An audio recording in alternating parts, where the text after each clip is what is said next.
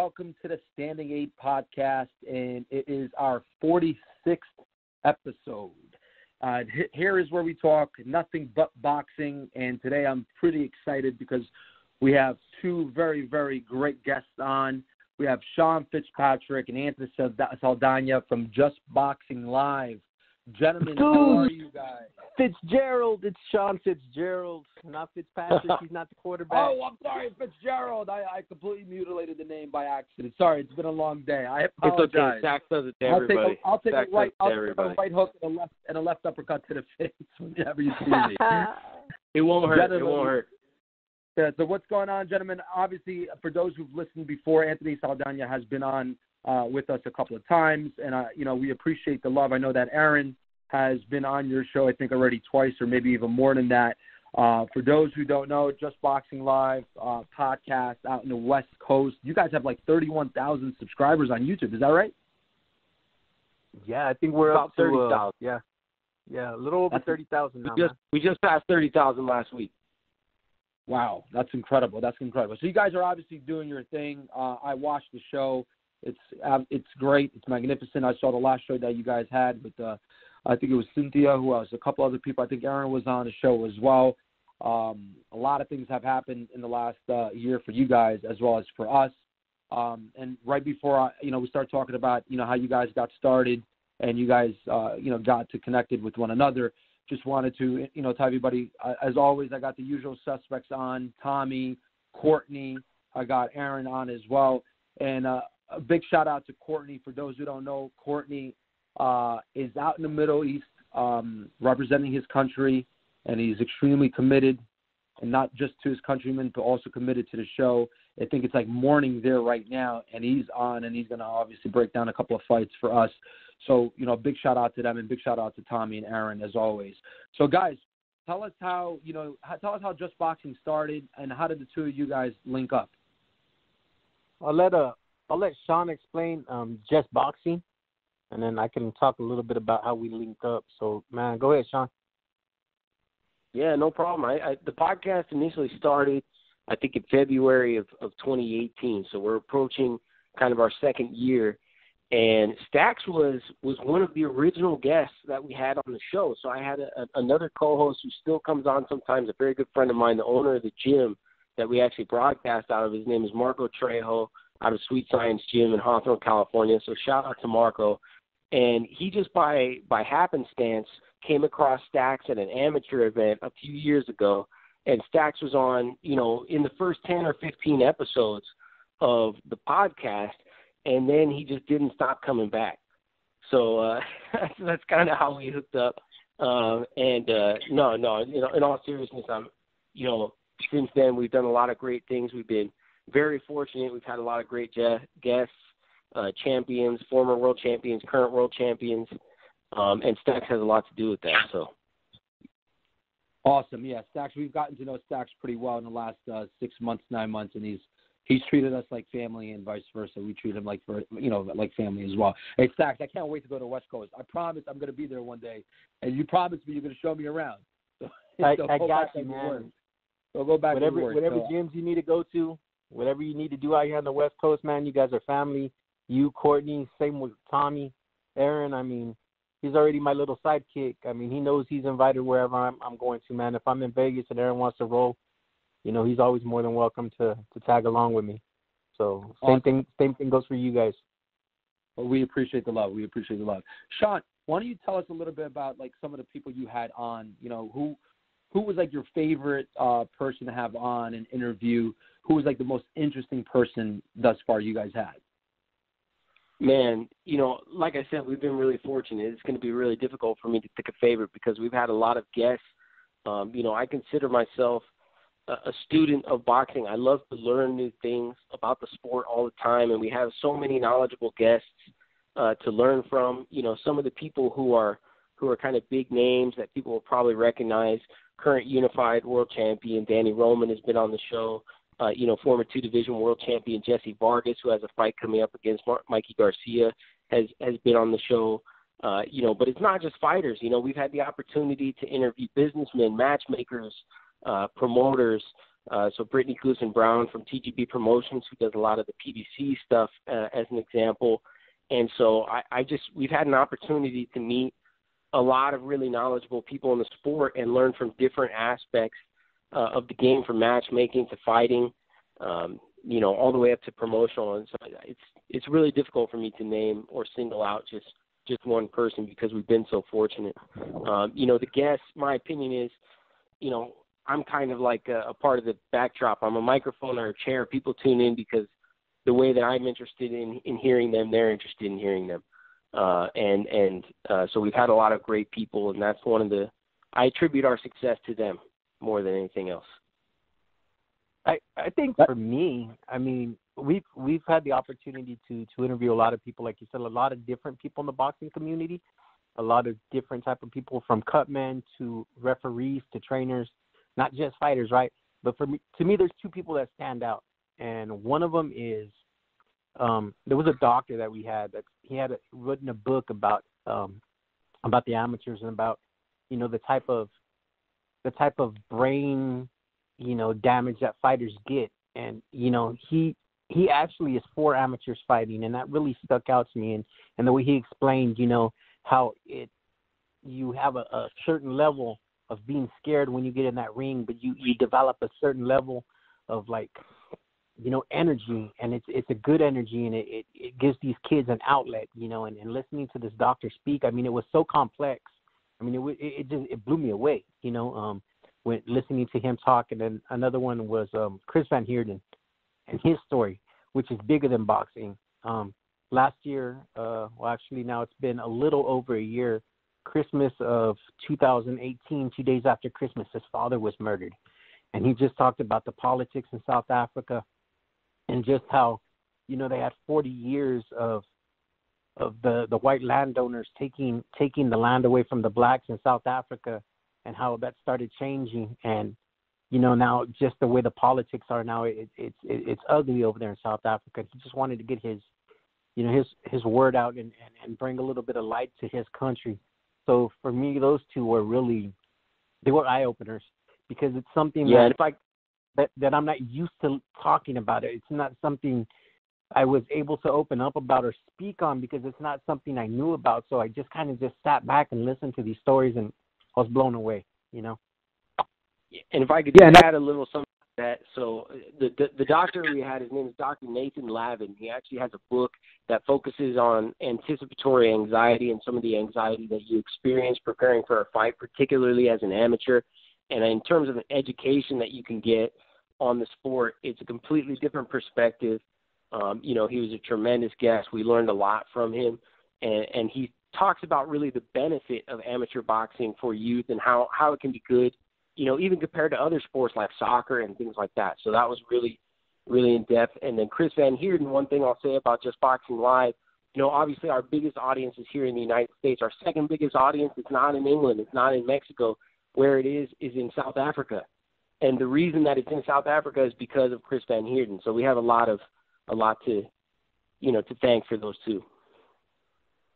Yeah, it seems like you guys made a lot of, strong connections, a lot of strong relationships. And that's the beauty about boxing that I've gotten to learn and appreciate in the last 2 years, is that the sport itself, of boxing opens up relationships to other things, and there's so many other key components of the sport. People forget boxing is more than just a sport. There are human beings. It's life outside of it. It's changed, the lives of many people, not just in the sport, but, people outside of the sport. So it's beautiful how it all intertwines with one another. So that's awesome. Just to, transition a little bit onto another topic, Stacks, you're always around a lot of new talent, a lot of new prospect. Let's talk about a couple of new fighters that's in your region that you want to mention, that you believe are going to be top prospects in a couple of years. People that, guys that have, the skill set to become stars in the next 3, 4, 5 years. I think the main one out here that's really standing out nationwide, and I consider actually a contender now going into this year, is going to be Virgil Ortiz. Although he's from Texas, he trains out here at the Robert Garcia Boxing Academy, and so big shout out to Texas. He's out here because as everybody knows, I mean, Southern California is the hotbed for boxing, and it's not because of our fighters. It's because this is just where the world comes to train. Whether you're coming from Uzbekistan or Kazakhstan or Russia or Texas or New York or Florida, everybody tends to find their way to California for the best sparring.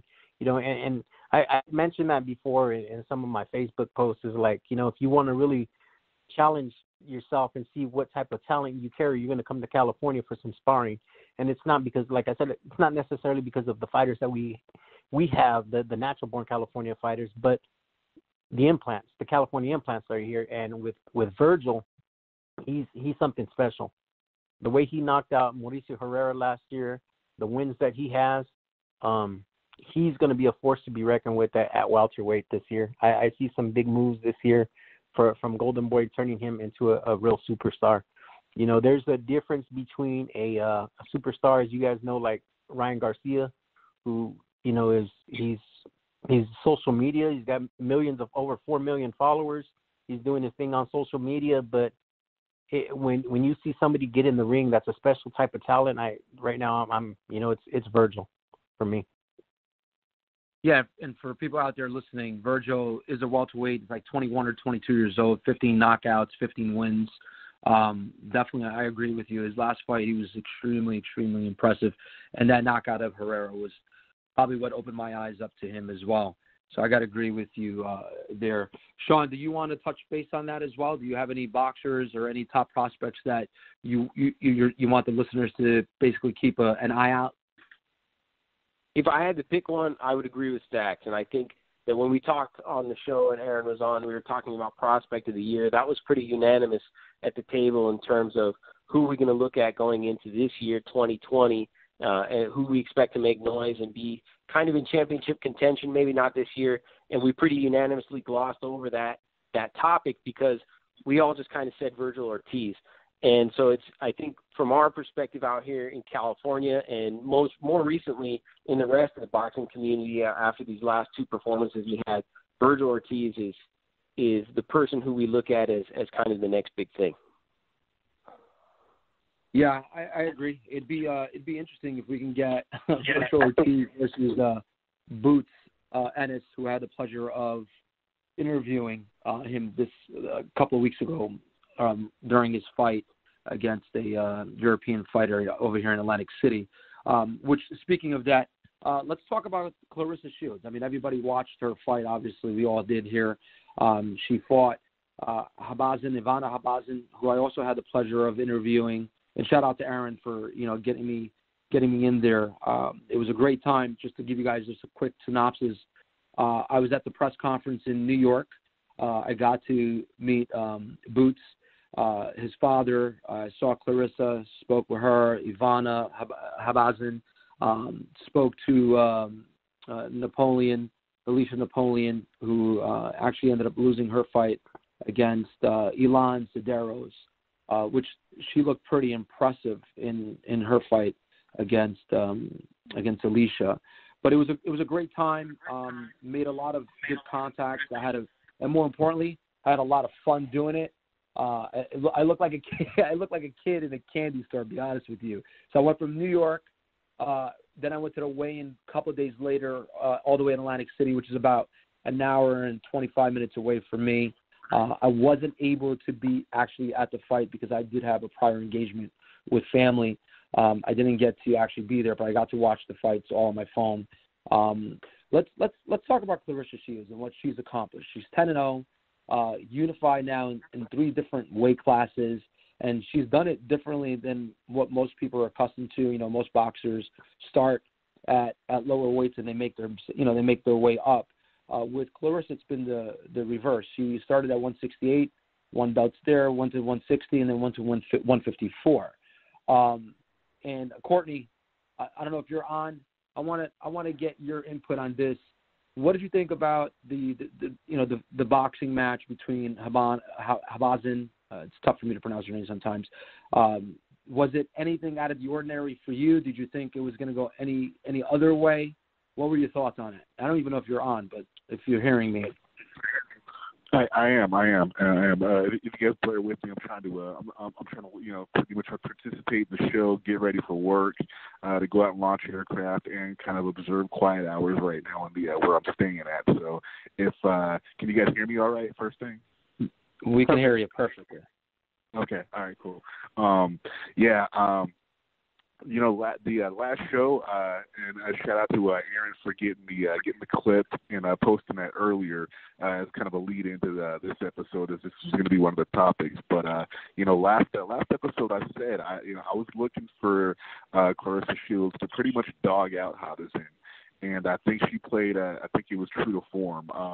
Claressa said she was actually going for the knockout in this fight, and she scored her first knockdown over an opponent. And I said it last episode too. That's not really Claressa Shields' game. She's not really a power puncher where she's looking to get people out of there, but she almost blasted out Habazin, and it pretty much went how I predicted it was going to go. Seeing as that there was a lot of animosity in the build-up to both fights. As we all know, this got rescheduled, and this fight being in Atlantic City with the turn of events that happened the last time out, and that fight having to get moved out of Flint, where Claressa Shields was supposed to make her hometown debut as a professional.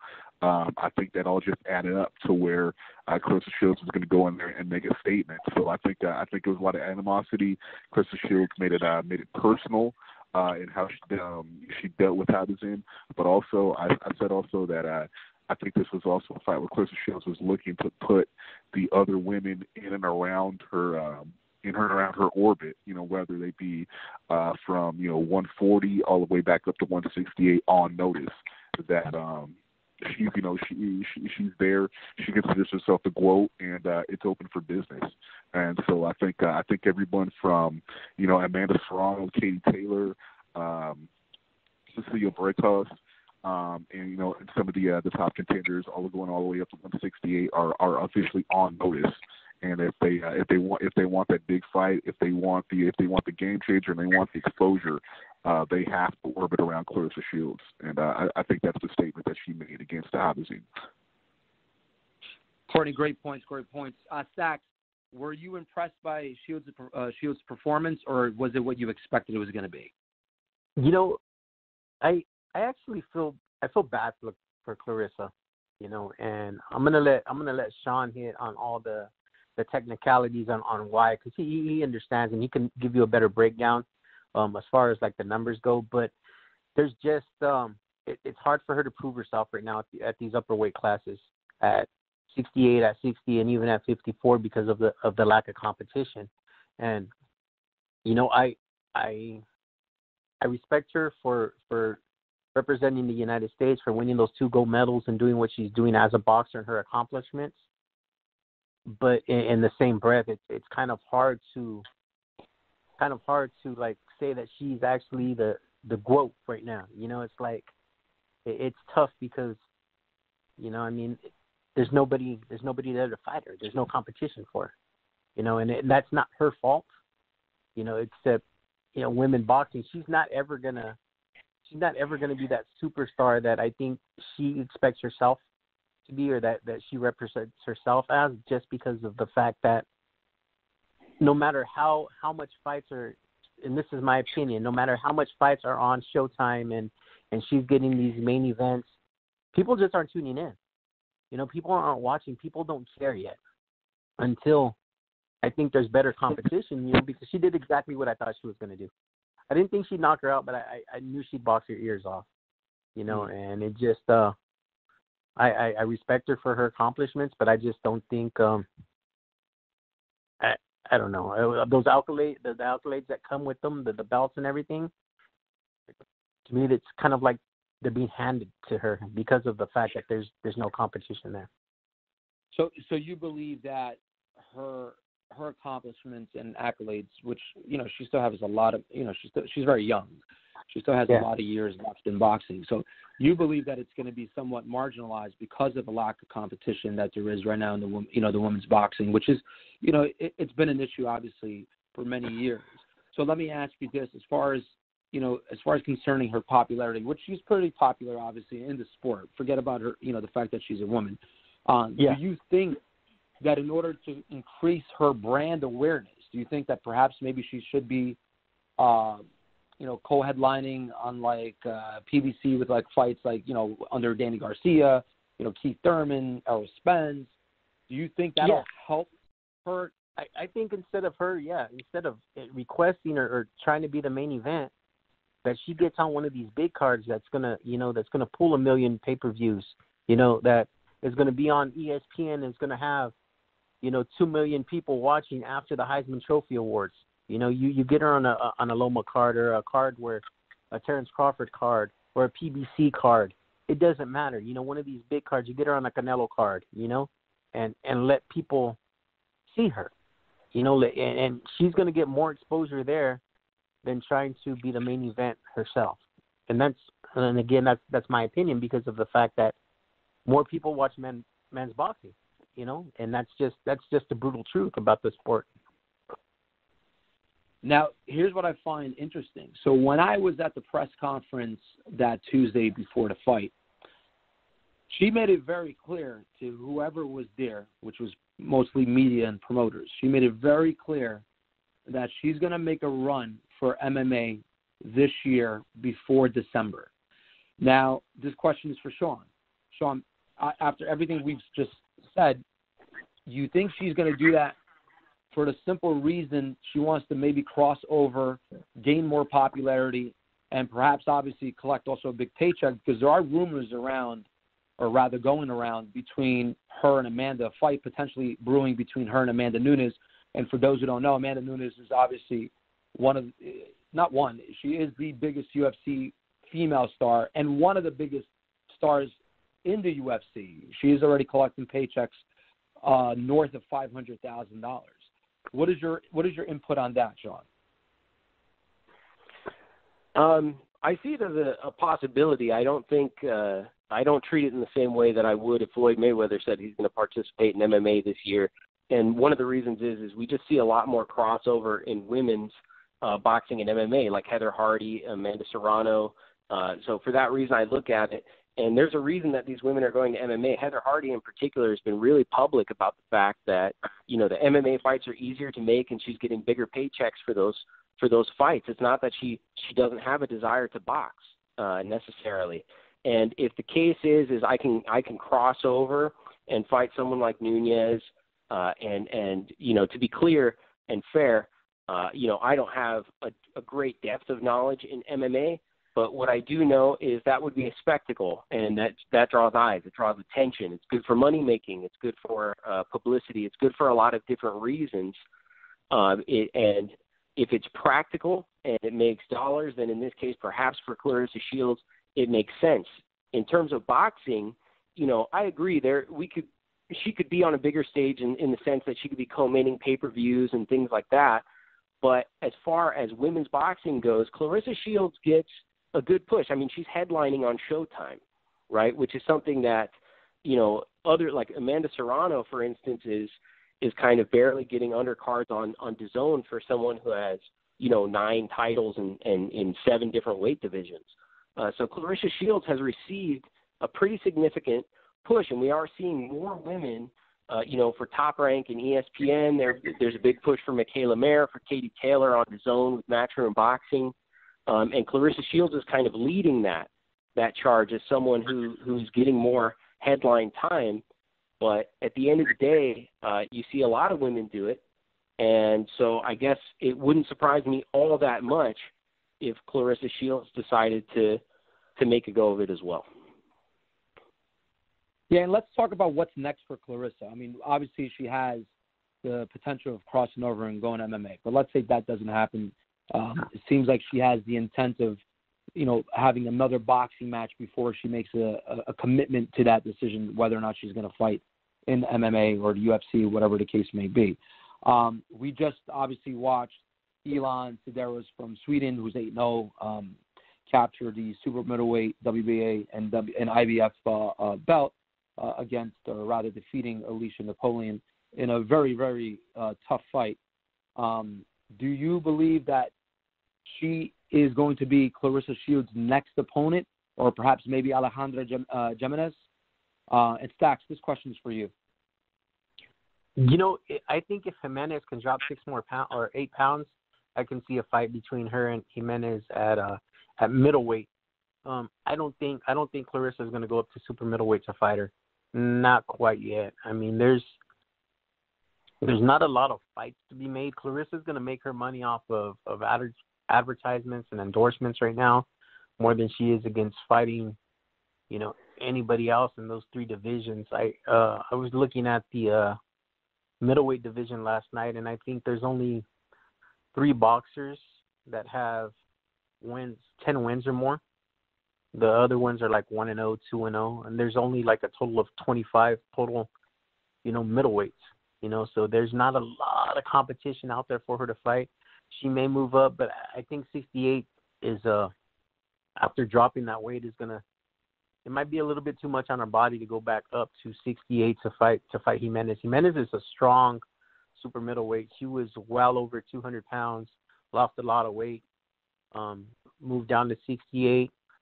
And it's I think it would be a tough fight for her because Claressa lacks power. Claressa can box, but she lacks power, and I think that it would be a tough, rough fight for Claressa, and I don't think she really wants to get into that quite yet. Understood. Courtney, I don't know if you're still on. While I still have you on, I wanted to get your input on where do you think Claressa Shields' future is going to be? Do you think she stays in boxing for the next couple of years? Do you think she crosses over to MMA? Do you believe maybe a potential fight between Claressa and Celia Brækhus happens or transpires? Even though Celia is already, if I'm not mistaken, she's already like 38 years old at 37. I mean, she's quite the veteran in the sport. What's your input as far as those questions? Yeah, I'm here for the duration, man. As far as Shields, I mean, it's kind of one of those things where she's at, I wouldn't say an in between stage, but it's very hard to see or predict reasonably where things are going to open up for Claressa Shields. I think really the only real fights for Claressa Shields to be made. And I'm not even necessarily saying it from a competitive standpoint. I'm just saying for a fight that the public would really get behind and demand to see are fights with Brækhus, Taylor would have to, and Amanda Serrano, and Taylor and Serrano would have to make dramatic leaps up the scale. And I think it would be one of those things where Claressa Shields would have to come down another 7 pounds to 147, and I think that would be. I think seeing Claressa Shields at 154 already is a push.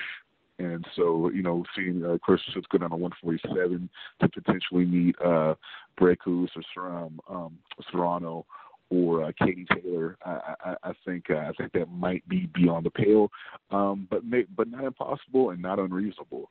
But if as far as if she's looking for super fights, as far as the women's game is concerned, I think those are the fights for her.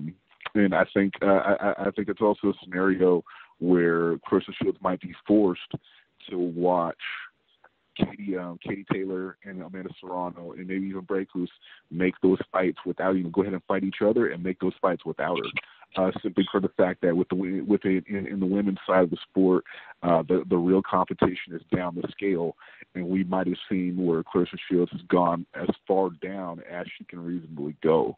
So that with that being said, if the brakes are pumped on her at 154, there's always going to be that question as far as Claressa Shields in that GWOAT rating, because like Stack said, there's so little competition at that point where you look at those weight classes. As far as Claressa Shields going to MMA, I don't think it's an impossibility. I think her just going in and trying to make a fight with Nunez to get a big paycheck, I think that would be a foolhardy venture. And I think Claressa Shields is a lot smarter. than that. And I think she has a team around her that's a lot smarter than to just push her into a fight with that for the sake of recognition or for the sake of getting a big paycheck. Because Claressa Shields doesn't need to. I mean, like Stacks said also, Claressa Shields is making a lot of money off endorsements and making a lot of money being, with her the cause celebre of the water crisis in Flint, Michigan.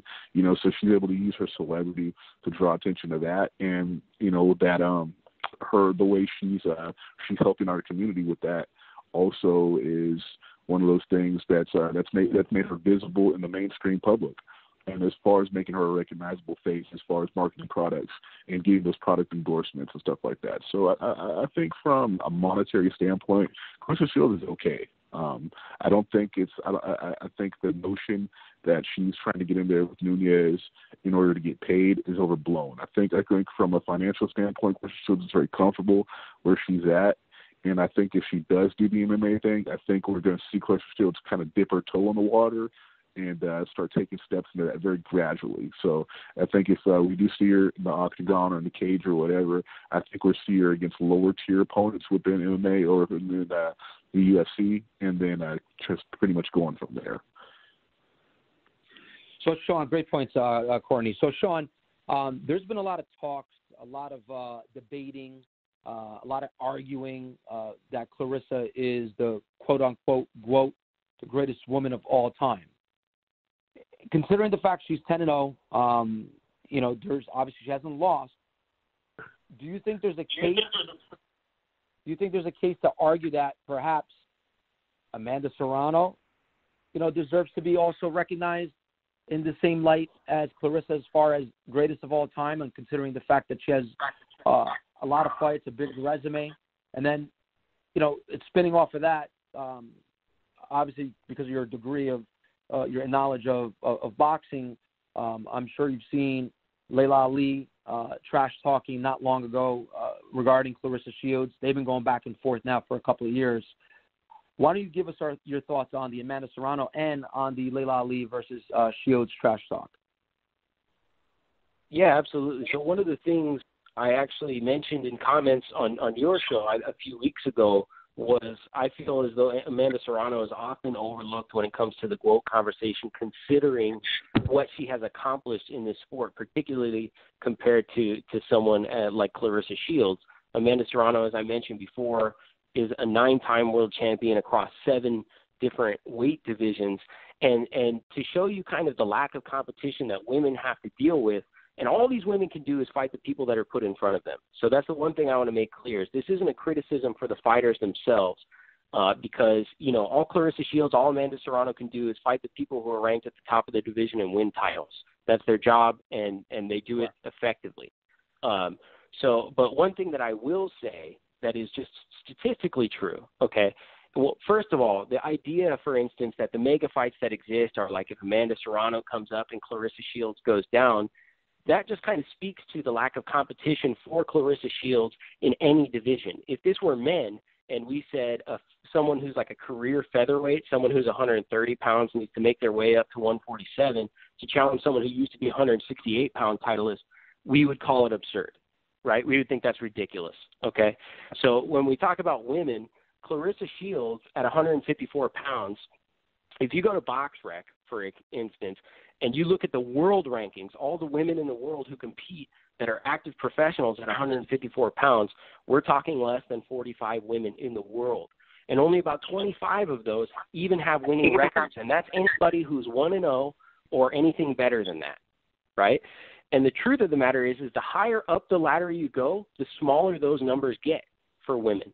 So, for instance, if you go from 154 to 160 pounds instead of 45 women, there's now only 30 women. If you go from 160 pounds to 168, instead of 30 women, there's now only 20 women, and maybe 10 or 15 of them have winning records, right? The smaller you get in women's divisions, okay, the more competition there is just statistically from a numbers standpoint. So when you get down to 130 pounds, for example, you're talking more about like maybe 200 women, right? 150, 200 women. So these are all things that you can look at. So I brought this up actually on my show when Aaron was on the last episode. And I asked the people on the chat, why is it that Amanda Serrano is left out? And the response that I got was there's a lack of competition there. But it's just not supported in anything. I think when you look at it, the higher you go in weight divisions, the fewer women there are competing in each weight division. Amanda Serrano is competing with 200 other women for the best person at 130 pounds. And that's true for all the weight classes around where she competes. You know, whereas Claressa Shields across all three weight divisions isn't competing with that many. So combined, they don't add up to that one, right? So just statistically, when you look at the numbers, it doesn't really favor Claressa Shields. So sometimes I don't understand why there's this perspective that Claressa Shields, after 10 fights, winning the championships that she has won, should automatically pass Amanda Serrano. And I'll give you another example. I read an article that was published 2 weeks ago that had Claressa Shields number one pound for pound on the women's list, and I can't argue with that, okay? She could be the number one pound for pound fighter. On that same list, Amanda Serrano was 7. You understand me? So a woman who has 7 weight division titles, 9 titles in 7 weight divisions, was listed 7th. She was like behind Delphine Persoon. Now, Delphine Persoon has never even fought out of her native country except for one time, which was against Katie Taylor in a fight that she lost that many people feel like she won. But that's all she had to do to get to number 4 on the pound-for-pound list. She had to have a competitive fight with Katie Taylor, and every other fight that she ever had as a professional was in her native country, right? So I think that sometimes that really what we're talking about is visibility. Claressa Shields is considered the GOAT because she repeats it often, because she says it to the public, because she headlines on Showtime, because she wins, because she is an Olympian, and she does have remarkable accomplishments. But the truth is that Amanda Serrano's accomplishments are equally remarkable. It's just that we don't hear about them, right? So I do think Amanda Serrano has a legitimate case right now. I think that anyone who's bypassing her is basically saying, is kind of disrespecting all that she has done. So that's kind of my comment on Amanda Serrano and Claressa Shields. And I don't mean that disrespectfully. I think Claressa Shields, unlike Stack, one area where we disagree, okay, I don't think nobody handed it to her. She worked her whole life to get that, right? She worked her whole life to become a professional boxer, to win 2 gold medals, to get those titles. She worked her whole life to get that. So nobody handed it to her. But at the same time, I think if your argument to me is the level of competition in 10 fights that she has experienced is significantly better than Amanda Serrano, then I will debate you on that, because the truth is, if you look at Ivana Habazin, there is a significant skill discrepancy between the two of them. Ivana Habazin is only ranked 11th. So of the 25 women who have winning records in that division, she's ranked 11th, right? So at the same time, I just don't see the significant gap in competition that maybe some other people are looking at. I mean, last time I checked, Amanda Serrano fought Heather Hardy in her last fight, so who was an undefeated world titleist. So I think those are some things to consider for that. As far as Layla Ali goes, if we're talking about prime for prime, I mean, Layla Ali accomplished a lot. She's also a much bigger woman. You saw how that can impact the fight. I think when you watch Franchon Cruz fight Alejandra Jimenez, right, what you're seeing is a woman who used to compete at 230 pounds, fighting at 168, and she was walking through shots like she was Julio Cesar Chavez Jr. Like she basically was it was as if Franchon Cruz's punches, even though they were effective and they looked as though they were landing powerfully, they didn't affect her in a way that discouraged her. She was not discouraged throughout that entire fight. She got tired, right? But she was not discouraged. So I think one thing to consider is just there is a pretty substantial weight difference between the two of them. And so when it comes to how realistic is it, I mean, I know women jump around in weight class all the time. You see it way more often than men. But you can see how that size differential and dealing with bigger opponents can affect someone's ability to be effective in that last fight. Sean, great talking points, and I have to agree with you with the Amanda Serrano as far as, you know, her having a legitimate claim to, the same claim that Claressa is making. But I'm going to redirect to Courtney. Courtney, I know you wanted to talk about it and speak on this topic a little bit more in depth. Go ahead. Yeah. Okay. As far as speaking to Amanda Serrano, I think anybody who knows me knows I've been I've been You made it touting vocal. Amanda Serrano's Yes, you have definitely made it vocal for years. I think, and I pretty much I think Sean's assessment is pretty spot on. I think where, as far as mainstream thought or a mainstream opinion, where we get into the quote thing, I think that's where necessarily where, as far as Claressa Shields, where her being vocal about the claim and mainstream thought and mainstream opinion kind of buying into that with her, I think where it steers away from Amanda Serrano, when aside from television exposure, aside from basically being promoted and having the high profile fights on television, I think where the thing that kind of hurts Amanda Serrano in that direct comparison of if we're asking the question who is the GOAT or who is more deserving of the GOAT title between those two, I think where it steers more towards Claressa Shields is that with Amanda Serrano, she with the 9 titles in the 7 weight divisions, she's jumped a lot. She's jumped around a lot, and as far as where we bring up, as you go down the scale, statistically and comparatively, there's more competition. I think what's kind of hurt Amanda Serrano in that direct comparison and in that argument is that she's never really stuck around at any one weight division and cleaned it out or dominated. Claressa Shields obviously has. Now with Claressa Shields, it's significantly easier to do at those higher weight divisions because there are less women. But the thing is too, with when you look at Claressa Shields, as far as when she was at 168, she unified all 4 belts against Christina Hammer. That was her competition. That was the person everybody looked to as if there's a woman in a round hovering at a weight class who has a shot and could possibly beat Claressa Shields, is Christina Hammer. With Amanda Serrano, she's never faced down or has yet to face down that challenge. When I look at where Amanda Serrano has competed and through divisions, I think one name that comes up for me is Jackie Nava, and who's been at around who's been hovering at around 118, 115, 122 for some fights, and Amanda Serrano has been there. And there's never that fight, that matchup. It's never, as I've heard it, it's never been proposed. It's never come up. Saying that's one of the things for Claressa Shields. She had the challenge. She had the rival right there with Christina Hammer, and she addressed it. With Amanda Serrano, we haven't seen that yet. Now the fight with Katie Taylor, that is in the pipes.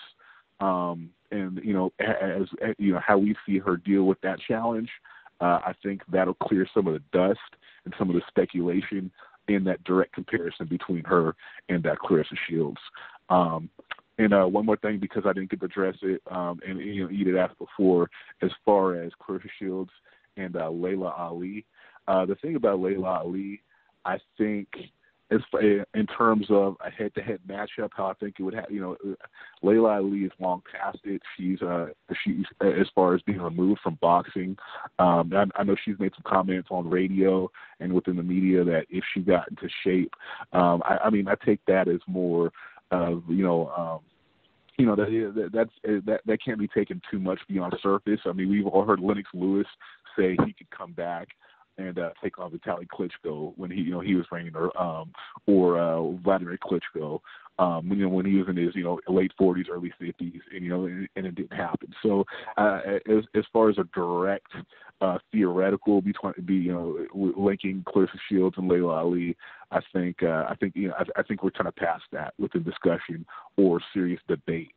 But in terms of if you their careers comparatively, if you look at Layla Ali, it's like who did she really beat? And I said earlier, Claressa Shields has had so far. She's had that direct challenge, that direct rival, where people are saying, we think this person could give Claressa Shields run for her money, and Christina Hammer. when Layla Ali was, when she was at her height, when she was at her most competitive, it was Ann Wolfe, and she never addressed that. So I mean, as far as as far as the back and forth, and who's more deserving of the quote, title or the tag within the discussion of Layla Ali and Claressa Shields, I think Claressa Shields gets their hands down, because I mean, with most people asking them, as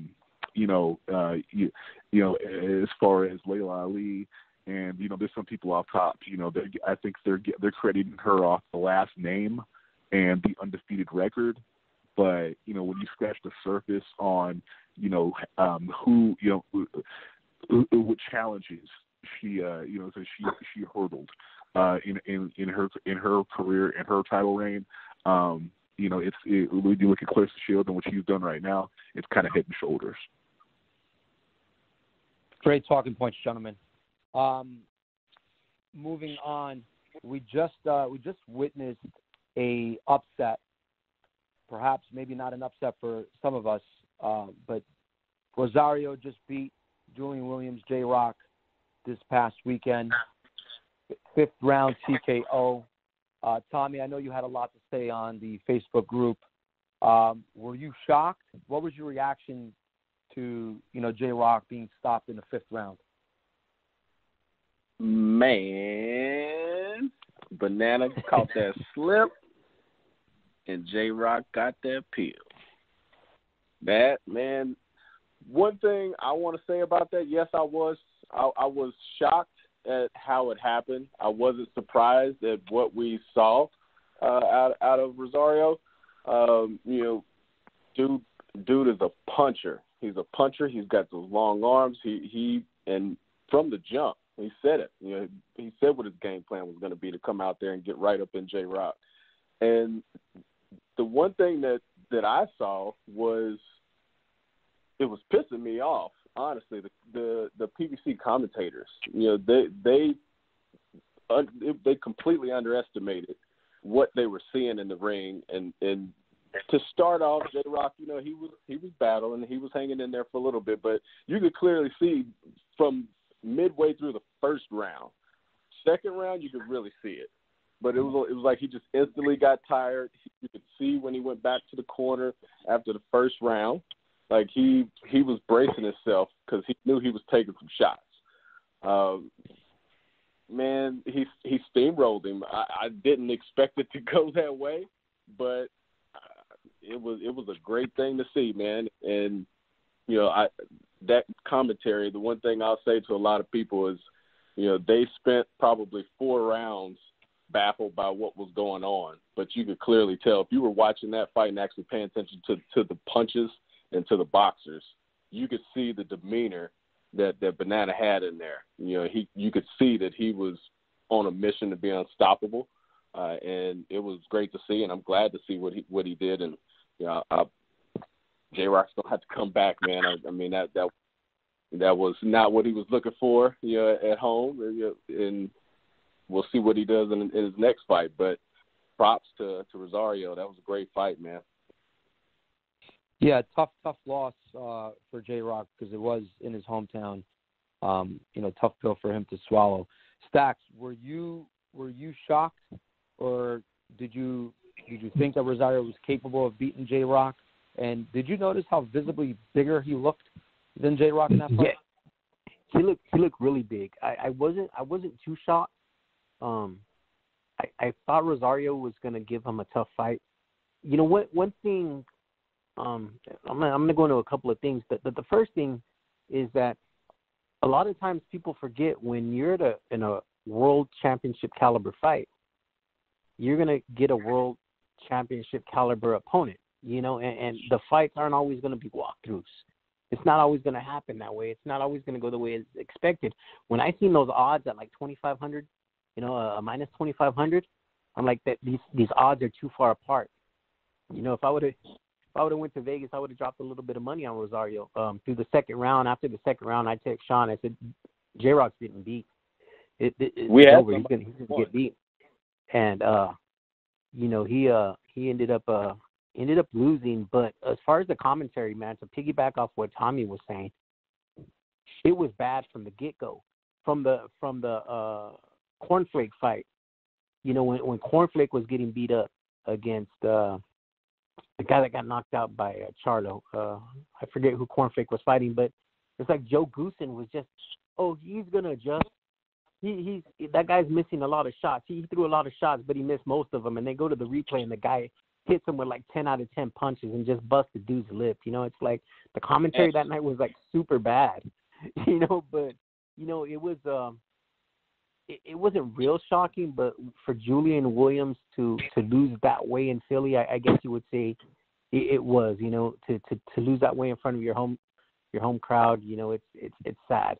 You know, because J-Rock's a good guy. He was actually one of my candidates for comeback fighter of the year last year, and it's tough to see anybody take a L that way. You know, because he's one of the better guys in the sport. You know, him and Brad, man, they got a good little combo there, and just he's got to pick himself up, and he's got to move on. He's got to figure it out now. You know, so. Yeah, that fighter was Coda. I think that's the guy that Coda, Charlo knocked out at the end of fighting. Sean, were you surprised? I know that you had a powwow with Stacks, but were you surprised? And what do you think is next for J-Rock? Where does he go next? I mean, how does he bounce from this loss? I mean, it's his second loss. A lot of people were also, you know, people forget, but a lot of people thought J-Rock was going to be victorious against Charlo before Charlo moved up in the division. And we saw J-Rock, you know, suffer a big knockout loss in that fight. Now he suffers another knockout loss. How does he progress from here?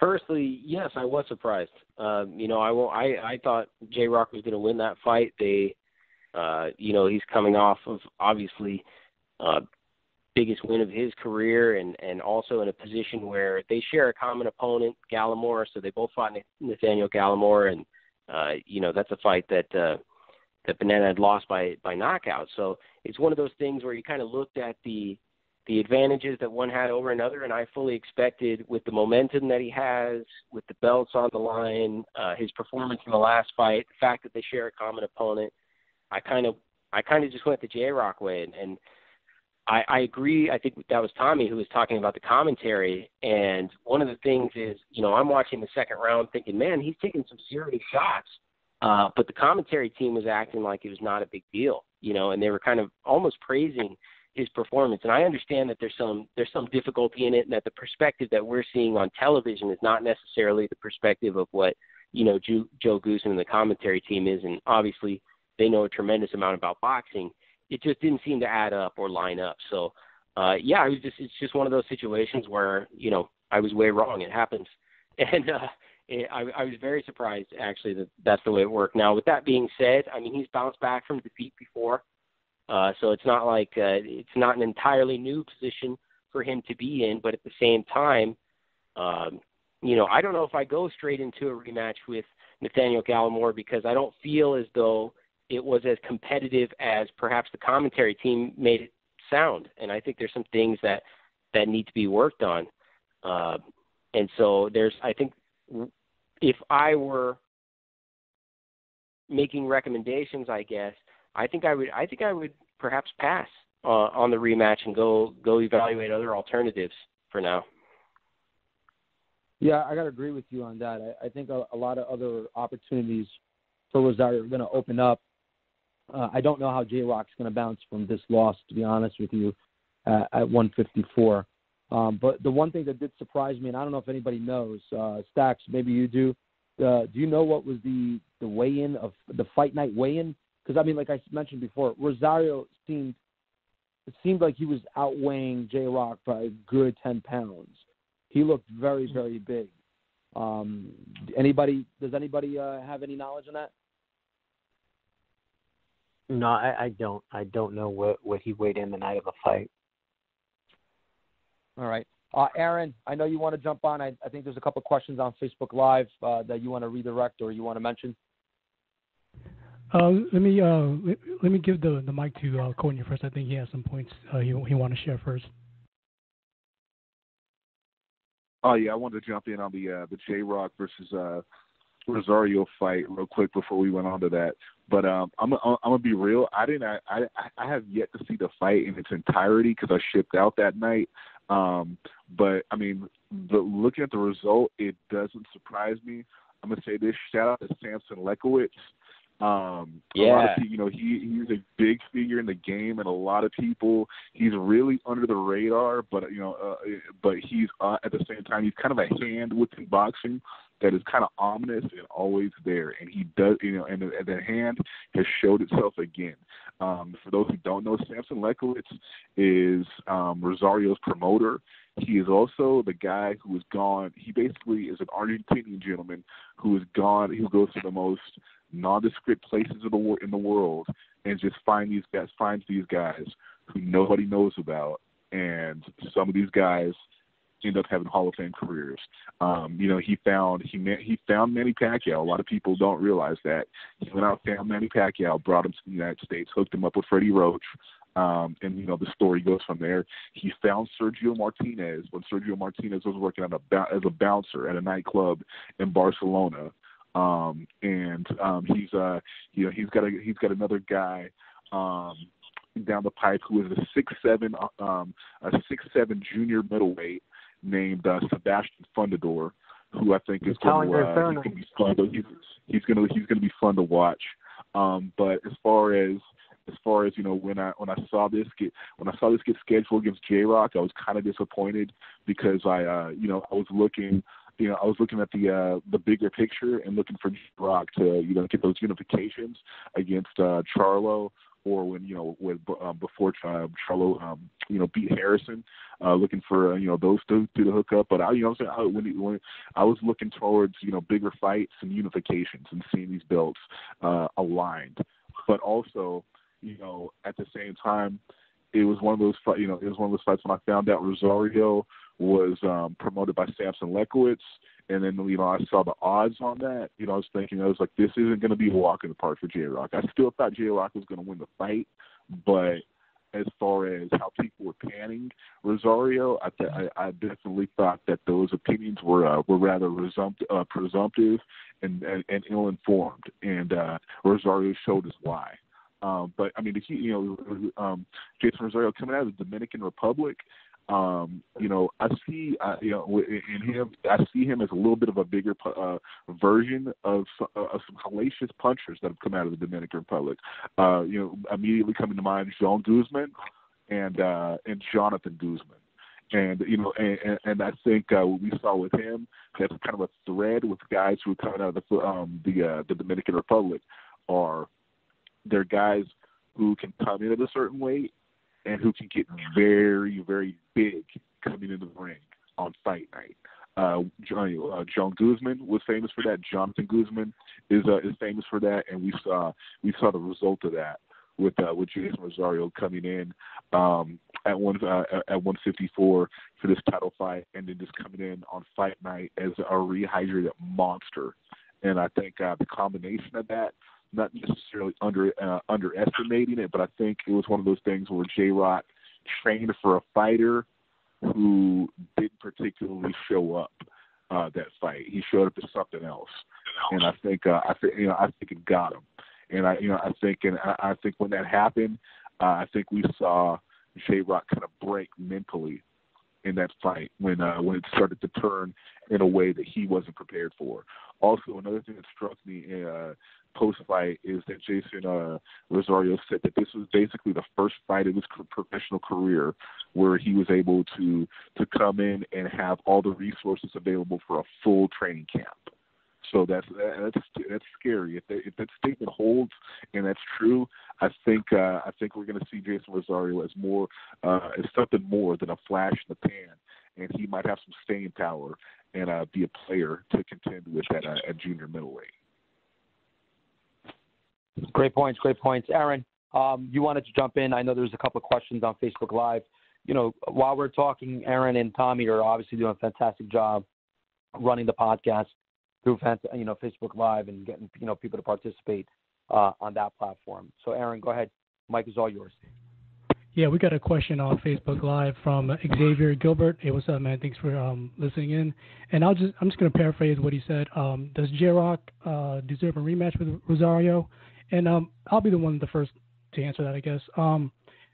Given the nature of how he lost to Rosario, I don't think we have time for a rematch for that. What I'm more interested is seeing Jarrett Hurd back in contention. So I would like to see Rosario, match up with Jarrett Hurd, assuming Hurd has his fight finished successfully. Maybe those two match up, and then out of that winner, we see Jamel Charlo unify with the winner of that matchup. So, props to but given how he went out on that last fight, and he's lost two so far, and in those two losses, they've all been knockouts, unfortunately. So I'm not interested in a rematch in that regard. So that's my take on it. Thanks, Aaron. I think the general consensus is probably going to be aligned with yours, which is, because of the way J-Rock lost, I don't think anybody is really interested in watching that again. And honestly, I don't think J-Rock wants to fight him again. I wouldn't. Exactly. I mean, look, and Tommy, you made a very, vivid point. Every time Rosario was hitting J-Rock, it was clear as day that his punches were effective, and it was wearing J-Rock down a lot. I mean, he got his eye cut, second round? If I'm not mistaken, second round or third round, whatever it was. Yeah, and that bothers J-Rock a lot. But like you said, Tommy, I mean, every punch that J-Rock got hit, there was a moment in round 4 he got countered with a right hook. I mean, I thought J-Rock's head was going to come right off. That's how hard, that's how visibly hard Rosario's punches were effective. So to see another rematch, no, I mean, I'd rather see a rematch between Hurd versus J-Rock. That's the rematch that I think. I know now it's not as meaningful as it used to be, but I think it's a fight that maybe Hurd wants, for the sake of avenging his loss. And that's, and Hurd's time at 154 is also counting down. Hurd's a big 154. At some point, I think he'll be in the middleweight division. At what point, I do not know. But moving on, Jaime Munguia debuted at middleweight against Gary Sullivan, 11th round KO. Used his jab very effectively. Tommy, were you able to watch that fight? What were your thoughts? Any surprise there? And how impressive is Jaime? I did watch the fight, and he did what he was expected to do in the fight. I think that the jury is still out on his greatness, because I think that he does still have skills that he has to sharpen, mainly his defense. He relies too much on being that bull and just thinking that he'll be able to get through somebody like that. But I think that for the people that he's already trying to call out and feel like he's in the presence of right now, I think he's biting off a little bit more than he can chew, and he might want to sit down a little bit before he steps to some of those guys, because they have the right IQ, they got the right dog in them as well, and he may face somebody that will humble him, which he may need. He may be that type of fighter that will take those licks and still be a dominant one and learn like a Canelo, somebody that can take an ass whooping and turn it into something positive. But right now, for what O'Sullivan was in that ring with him, with the IQ that he had, that just shows me, that caliber of fighter, you step it up. I think that he might want to just pump his brakes a little bit. He did what we knew he was going to do. He got the knock. He got the KO. That's great. But I'm still not completely sold on him. I like the kid, but I'm not completely sold, and I want to see what he's going to do to refine his tools. Tommy, you're a hater. Stacks. I'm sure you watched that fight closely. Jamie's 23 years old. He did fight a veteran in Gary Sullivan. Are you impressed at his debut at middleweight? Where do you think he fares in comparison to, let's say, the likes of Andrade, Canelo, and Triple G when they were younger? Do you think he has the ability to become this superstar at middleweight division? No, I don't. He's a one-trick pony. He's heavy-handed, but him moving up in weight, it doesn't look like his power carried as much as I thought it was going to carry. And he's your stereotypical Mexican fighter. He's a come-forward fighter. He's taking a lot of shots. I mean, he's being trained now by Terrible Morales, who, if you guys know some of his fights from the past against, people like, Barrera, they're just sluggers. They go in there and they slug it out, and, the winner wins. It's a rock and sock and robots. And that type of style at 160 isn't going to get him very far. He gets in there with a slick boxer like Bubu Andrade. He gets in there like even with Canelo, for instance. Canelo has made changes. Canelo was, he's changed his style of fighting. His style of fighting against Daniel Jacobs and his style against Kovalev was completely different than, Canelo's we've seen in the past. So he's been able to adapt, and I just don't see Munguia doing it. Yeah, he's 23 years old, but he's not changing his style. And I think he's a good fighter. I don't take that away from him. He's a decent fighter, but I don't think he's world class. He's got to box. He's got to be able to box with some of these guys at 60. I think even somebody like Rosario gives him a hard time. Rosario might even be able to outbox him, as long as Rosario doesn't, turn it into a war and turn it into a slugfest. But I don't think he's that guy at 60. Yeah, I got to agree with you there as far as what you just lastly said about him not being that guy at 160. Sean, what's your perspective on Munguia and his debut? Do you agree with Stacks? Do you see something different than what we'd mentioned? No, I can't say that I see anything different. Ultimately, I think what everyone's going to look, it's an entertaining fight, and he's an entertaining guy to watch because at any point in time, you can expect a knockout, and Spike O'Sullivan carries some fire in his hands too. And you saw that at several points in that fight, he could hurt Munguia, and I think that's the main thing that everybody's looking at is the fact that he gets hit a little bit too often. And he's young, right? And so I'm not going to say that he couldn't be someone at 160, more so that there's some things that he needs to work on and develop. I mean, we see people like Canelo continue to develop skills, well into his late 20s. And if Munguia can continue to do that, then he can probably be successful at 160 because he does have some tools and because he's a young man and he's still developing. But at the same time, if you're going to sit there in the aftermath of that fight and call out your Canelos, your Triple Gs, and things like that, the one thing that people are going to observe is, man, you get hit a little bit too often, right? And the question that everyone's going to have in mind is, what if that were Triple G? What if that wasn't Spike O'Sullivan? What if that was Canelo, who always has a little something extra on it? And I think the answer is none of us expect that he would be able to pull that off at this stage in his career, at this young age in his career. So I don't know that I see anything different, although, I also see that he is a young man and he can continue to develop some of those skills and work on defense. And if he can do some of that stuff, then he might be able to be successful at 160. And he always makes for entertaining fights.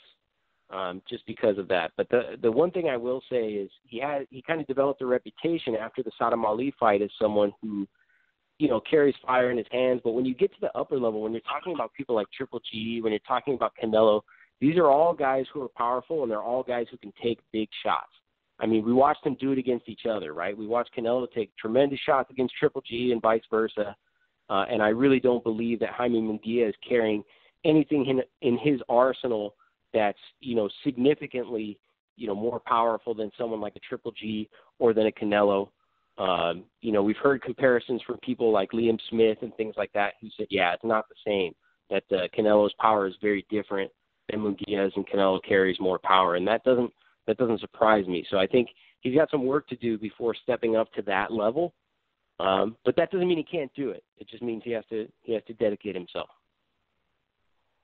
Great points. And Sean, just to reiterate what you just said, I agree, and that goes back to what Stacks also said, that Munguia being a one-trick pony at the middleweight division. If you can't carry your power along with boxing IQ and the ability to box, you're not going to be able to beat guys like Andrade, Canelo, Triple G, or even other guys in the top 5. You're not going to be able to beat guys like Charlo.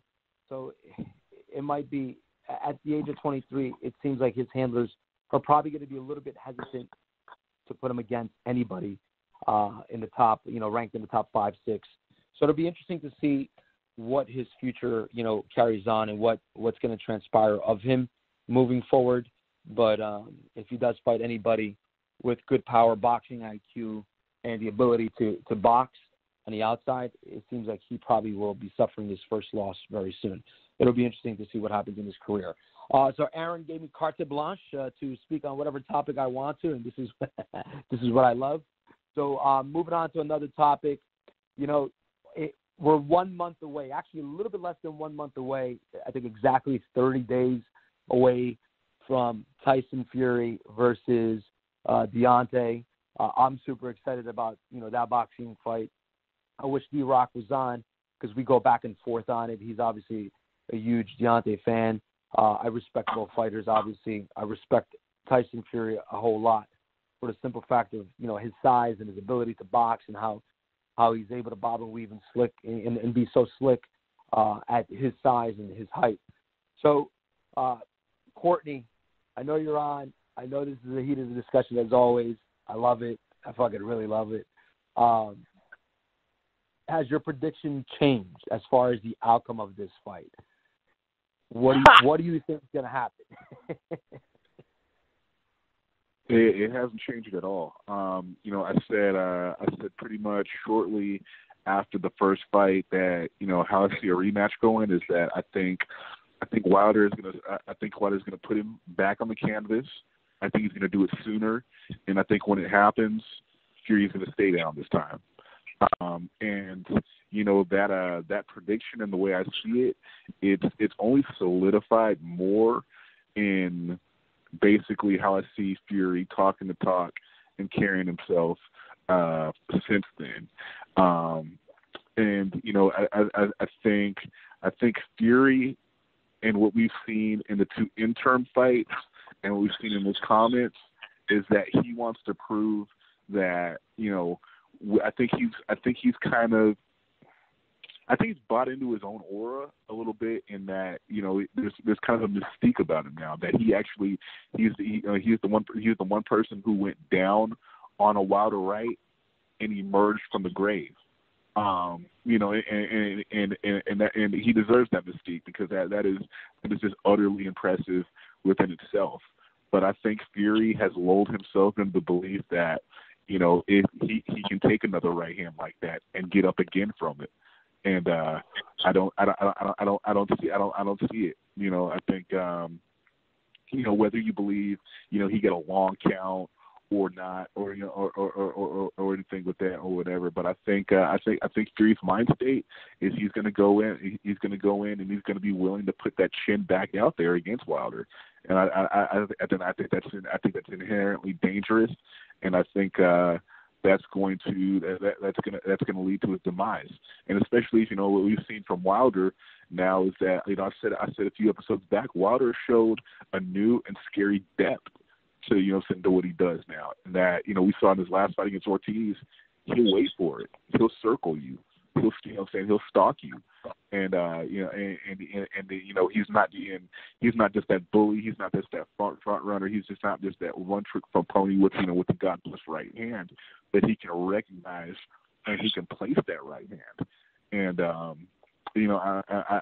think all those things are going to be a bad combination and culminating into a very bad night for Tyson Fury in that rematch.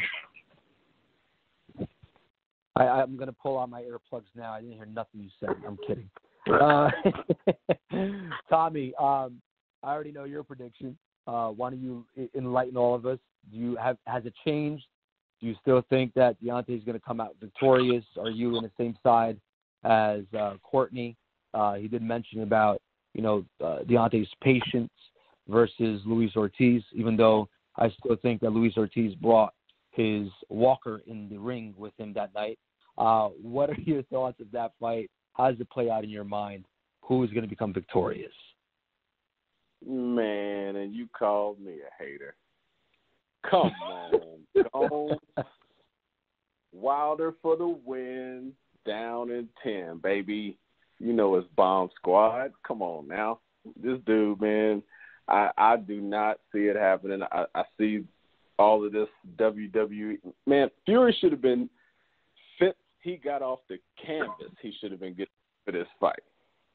And he out here WWEing and trying to spar with Joshua, doing all of his. There's only one. You can hit that note on that, but you love that. But you're gonna see it. He gonna get baptized. You know what it is. Gentlemen, let's see if I'm going to be ousted in terms of votes here. Stacked. Actually, I'm going to go to Sean. Sean, I don't know what your take on the fight. I do know what's the take of my co-host and what their perspective is on who's going to be victorious in that fight. I'm just super eager and super excited because this fight now is, like I said, about 30 days away. What's your take on the fight? What's your perspective? Who do you think is going to win and why? Well, my take on the fight is that both individuals have shown that there are clear paths to victory, which makes it especially challenging because if Tyson Fury wins, I think that we can describe in detail how that will happen. And if Deontay Wilder wins, I think we could describe in detail how that would happen. And none of us, despite what our predictions are, I would ask you gentlemen this. If you predict that Deontay Wilder wins by knockout, but he lost by decision, how surprised would you actually be? If you predict that Tyson Fury would win by decision, but he lost by knockout, how surprised would you actually be?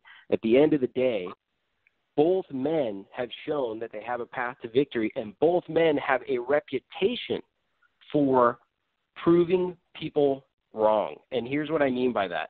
Tyson Fury, for instance, came back. For one thing, let's just talk about the fight with Klitschko.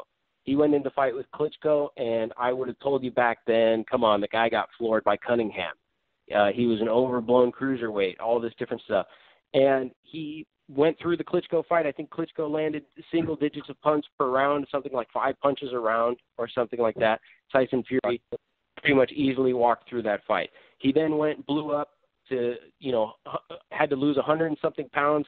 I would have told you back then he can't come back and compete at the highest level after what he's done to his body, after the drug abuse, after the weight gain, and he did that. And then he went into a title fight with Deontay Wilder, and he did really what no other fighter has been able to do, and that's what's get up. So at the end of the day, I could keep saying I think Tyson Fury is going to lose. I think Tyson Fury doesn't have what it takes, but I kind of have to say, fool me once, shame on me, right? Because he keeps proving me wrong. So I can't look at it and say, no, he has no chance at winning. Because there are people who say, and maybe they're right, that he could have possibly won that first fight. Deontay Wilder has to deal with the same thing. He has to deal with all kinds of criticism from people who say he does not know how to box, that he has no – we're talking about a man who competed at the highest level as an amateur, was an Olympian and a bronze medalist. He did it in 2 years' time, from the time he stepped into the ring to the time he won a medal. And people said he can't box. He turned professional. He won a heavyweight championship, and people said he can't box. He knocks out every person or knocks down every person he's ever faced, and people say he can't box. He goes, he defends his title 11 times. He's on the path to breaking records, and still every single victory he has, you will hit the social media boards and people will tell you Deontay Wilder does not know how to box. So if he doesn't know how to box, then I don't really know what the object or the goal of boxing is. Because at the end of the day, I look at it and I go, I can see a clear path for both men. I think the fight will be enjoyable. I don't know who will win, and that's what makes it worth watching. Because if we can just point to the guy who's going to win every time and say, yeah, it's that guy clearly, right? That's boring. What's cool about this fight is either man could win, and they both have a reputation for proving people wrong, and that's one of the things that I enjoy about this one. Good talking points, and I can't argue against you. You're right. Both gentlemen have the blueprints on how to beat each other. The only thing, and before I transition over to Stacks, the only thing I will say is, and I agree with you, Sean, and the fact that, during their first match, Tyson had that long layoff. He had to lose a lot of weight. He abused his body. He really didn't have, many tune-up fights. A lot of people were expecting him to lose. And not only, I'm one of the few people, not few, but I'm one of the many people who actually thought Tyson won that fight. But on top of that, he also showed the world that he could take a punch from Deontay and still get up, twice. Yeah. And he is also in better condition now than he was then, for certain. Just look at his physique, look at everything. He is in better condition than he was then, that's for sure. And he's much more physically active now. And, if you look at that second knockdown, when you watch the actual knockdown and watch how he got punched and see when his head, collides against the mat, some could argue that he was concussed for those first 2-3 seconds. Still managed to get up. The one thing you cannot argue is that Tyson is a very, very good boxer, very slick boxer.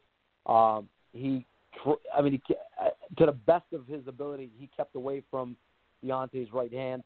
Other than those 2 times, we can sit here and basically debate that he won he won 10 rounds out of 12.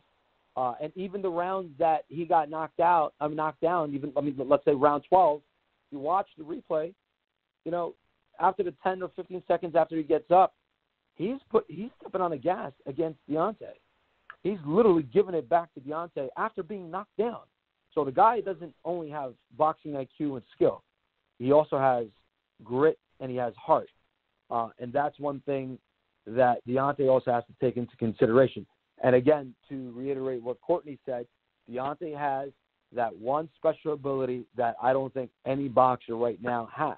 And that's the ability to be down every round and just knock you out with one punch. He has unbelievable strength. Joe Rogan is on his podcast saying he's never seen that sort of power ever in any boxer.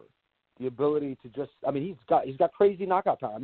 I don't think he hit Luis Ortiz that hard, and he literally knocked him out into a new world.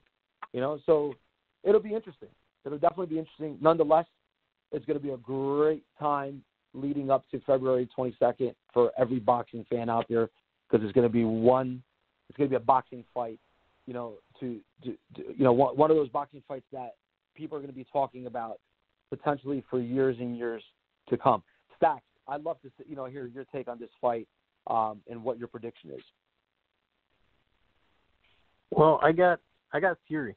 I think Fury's going to win the fight, man. I think he's a little bit more technically sound than Wilder. Wilder, of course, can't take away that equalizer that he has.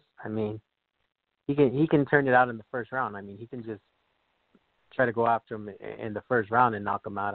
But I see Fury. I see Fury boxing. I see him dancing around that ring and frustrating Wilder. And the longer the fight goes on, the more frustrated Wilder's going to get. Where even to the fact where he gets so frustrated where he starts throwing wild punches and even gets caught with a couple where he may get hurt. I know there's been rumors out there about him getting knocked out by Klitschko during sparring. It's been confirmed. One of the trainers, said he wasn't knocked out. He was knocked down. He was dropped by Klitschko. So there's a lot of rumors out there. That rumor may just be to try to get Fury to engage. That maybe Fury thinks, well, if Klitschko dropped him, I can get in there and engage, which to me would be that's all bad right there. Fury has to stick to his game plan. We're all smarter than that. We all know, that hey, if he gets in there and engages, it's gonna be lights out real quick. But I do think that he frustrates Wilder. It turns into I think it's gonna be an ugly fight. It's not gonna be a real entertaining style fight. You may even get a lot of boos through that crowd, where Tyson's he's on his bike, pops his jab, wins rounds, squeaks rounds out by landing, maybe 8 or 9 jabs to Wilder's nothing, or 2 punches.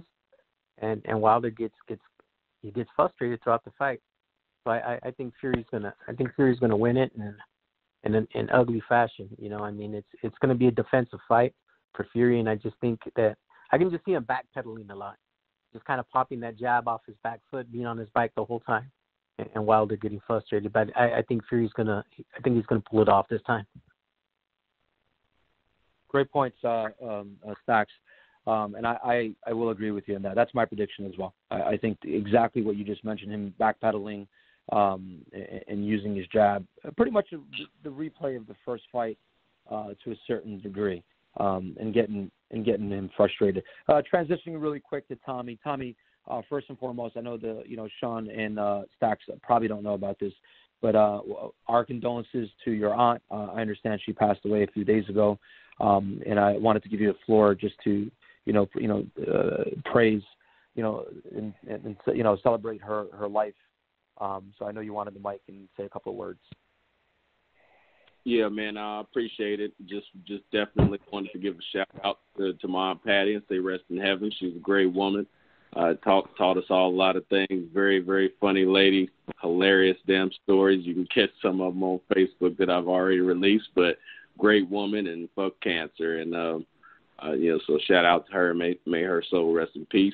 And also just as far as today, happy birthday to my little sister Leanne. So we're kicking off this season 3 with the Just Box crew, making this shit rock. Happy birthday, Leanne. Appreciate it, fellas.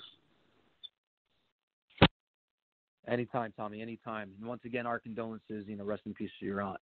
On a happier note, boxing is well and alive. 2020 is already starting off on a very good note. There's a lot to be anxious. There's a lot to be excited for. And having said that, wanted to give a big shout out, to Sean and Anthony Saldana. And Sean, I apologize for, mutilating your last name. I know it's Sean Fitzgerald. I'm sorry about that. Guys, it was an absolute pleasure having you guys on. For those who are listening, go out and check out their Instagram account, Just Boxing Live. Check out their YouTube account. They got a little over 30,000 subscribers. Today was a small taste of, what they do on their podcast and what they talk about and how much knowledge they have. These guys are fun to listen to and fun to be around. So, you also have a Facebook account. So check them out. They're great people. Definitely family. They treat us very well. And we always try to reciprocate the love back. So, Sean, Anthony, thank you so much. We all appreciate, on behalf of the entire Standing 8 podcast, Tommy, myself, Aaron, and also Tommy. So thanks again for coming back on. You guys want to say any last one day we'll make word? a field trip to LA, and we'll That's right. Be on your show. Hey, Get them real quick. Yeah, anytime, guys. Real quick, guys. There was some breaking news this afternoon. I got the call about 11 o'clock this morning. The fight between Ramirez and Postal is now canceled because of the epidemic with the Wuhan flu. So China, yep. I know that they quarantined that whole city of Wuhan, but I think there's over crazy. like 22 provinces now. The count's up to over 200 people that are ill and 25 people that have died from this flu epidemic. I know there are some people from Top Rank that are stuck in China right now. I know Freddie Roach is out there. I know there's Victor Postal's out there. But the rest of the flights that were going into China have been canceled. So nobody else is going into China, and that fight has been canceled. They don't know if they're going to reschedule yet, or if something else is going to come down the line for Ramirez. But as of now, the fight's it's X'd out. Yeah, crazy. All right, guys, we got about 15 seconds. Thank you so much once again to all the listeners out there. Thank you so much. Peace. Standing 8 Podcast. Thank